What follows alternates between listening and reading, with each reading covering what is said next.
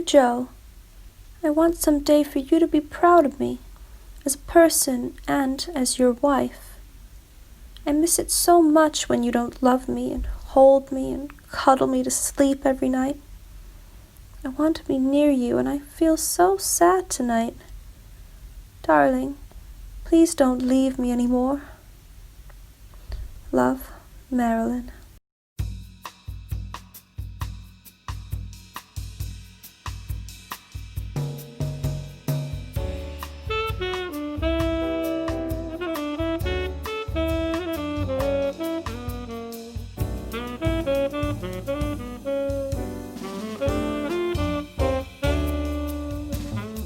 Dearest Marilyn, just came from a very interesting visit to the Vatican, where we toured through the Pope's private apartments.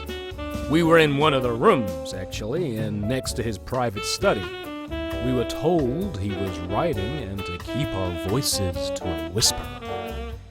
Can't wait to see you again. Love, Joe. Dear Joe, I'm so happy when I'm with you. I hope that I bring you that same feeling. You make me feel so special, and I love you. To have your heart is the only completely happy, proud thing that ever belonged to me, I've ever possessed. Marilyn. Dear baby, as you might have noticed, this letter is postmarked from San Francisco. My friend was called away on business. That is why I am here. Marilyn, I keep reading reports about you being sick, and naturally, I am concerned. With so many people putting pressure on you all the time, not to mention the studio, which is only interested in getting their picture done. Honey, I know this combination of things is rough on you, and I feel sad about it all. I wish I knew the answer to all of this. I can only repeat what I said to you before leaving. I love you and want to be with you. There is nothing I would like better than to restore your confidence in me, so that I can help you regain your once healthy self. Love, Joe.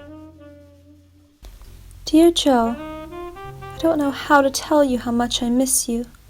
I love you till my heart could burst. All I love, all I want, all I need is you, forever. I want to be just where you are and be just what you want me to be. I know it's lousy of me to be so late so often, and I promise to try 1,000,000 times harder. I promise. If I can only succeed in making you happy, I will have succeeded in the biggest and most difficult thing there is, and that is to make one person completely happy. Your happiness is my happiness. Love, Marilyn.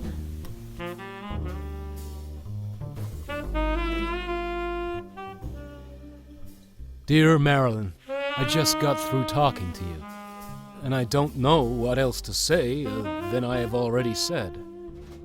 However, it bothered me, call it guilt or what have you, to think about what happened the day I left for New York.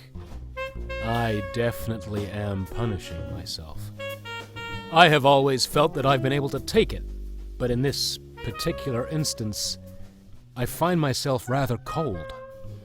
It annoys me no end to think that I have bit your feelings. You, of all people, would be the last one I'd hurt.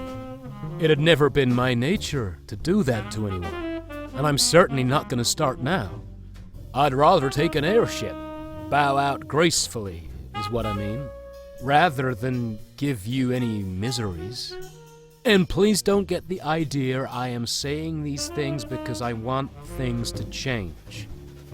On the contrary, I have, among other things, great respect for you.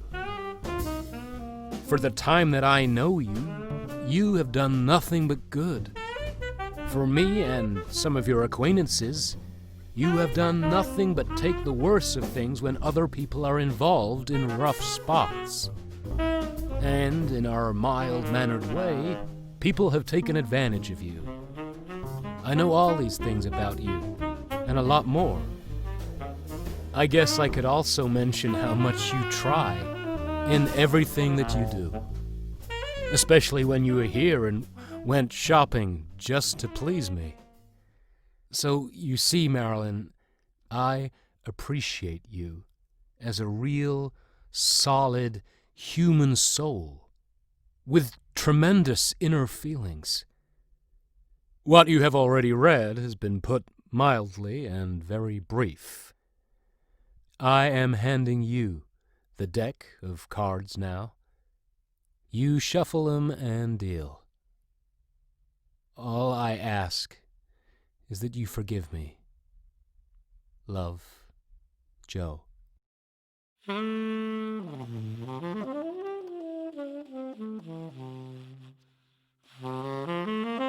Dear Joe, I want someday for you to be proud of me, as a person and as your wife. I miss it so much when you don't love me and hold me and cuddle me to sleep every night. I want to be near you and I feel so sad tonight. Darling, please don't leave me anymore. Love, Marilyn.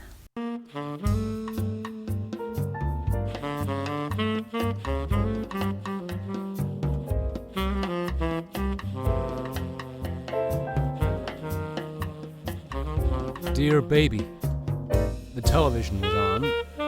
I heard you talking with the press. My heart split even wider at seeing you cry in front of all these people and looking as though you were ready to collapse at any second.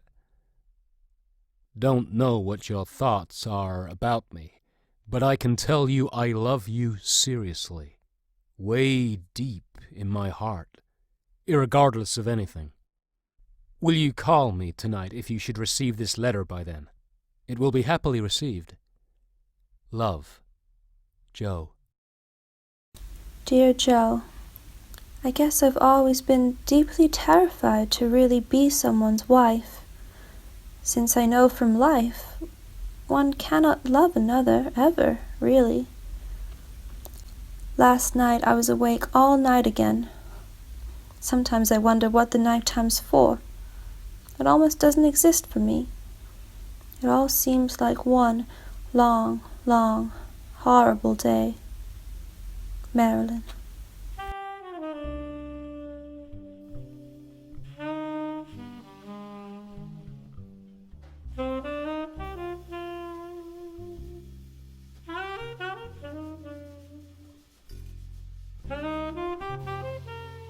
Dear Marilyn, happy birthday. Hope today and future years bring you sunny skies and all your heart desires. As ever, Joe.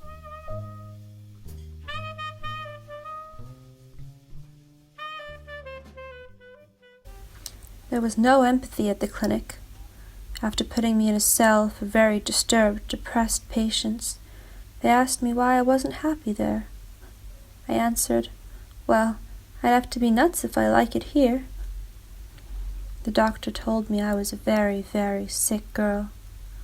He asked me how I could possibly work when I was depressed. I replied, well, didn't he think that perhaps Greta Garbo and Charlie Chaplin, perhaps, and perhaps Ingrid Bergman had been depressed when they worked sometimes? But I said, it's like saying a ball player like DiMaggio, if he could hit a ball when he was depressed. Pretty silly. Only parts of us will touch parts of others. One's own truth is just that, really. One's own truth. We can only share the part that is within another's knowing acceptable. So one is for the most part alone, as it is meant to be evidently in nature. At best, perhaps it could make our understanding seek another's loneliness out. Love, Marilyn.